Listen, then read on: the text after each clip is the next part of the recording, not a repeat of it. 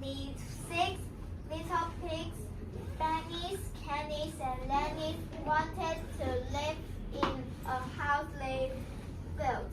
Their mother told them to be careful of Mr. Wolf. He liked to eat little pigs. The 3 little pigs walked and walked. They found some straw and some sticks and some bricks. I can build a house of straw. I can build really fast. I can build the house from sticks. Sticks are stronger than straw, and I can build it very fast. This brick looks good. I can build a house with bricks.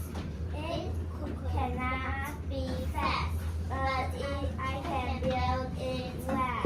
Benny's, Kenny's, and Lenny's built their houses. Benny finished first. Kenny finished second. Yes. And Lenny finished first. He finished at night.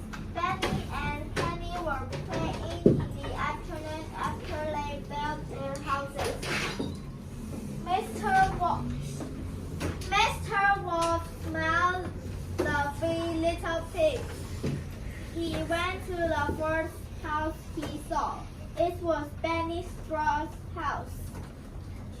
Little pigs, let me in.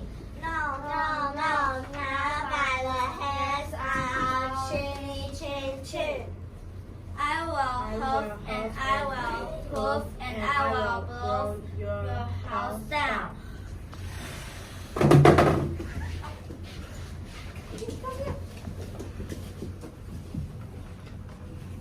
Mr. Wolf went to Kenny's big house. Little pigs, let me in. No, not by the hair on our chinny chin cheeks. I will hoof and I will poof and I will blow your house down. Mr. Wolf blew the stick house down. Benny's and Kenny's ran to Lenny's brick house. Little pigs, let me in. No, not by the hair on our chinny chin cheeks. I will hoof and I will poof and I will blow your house down.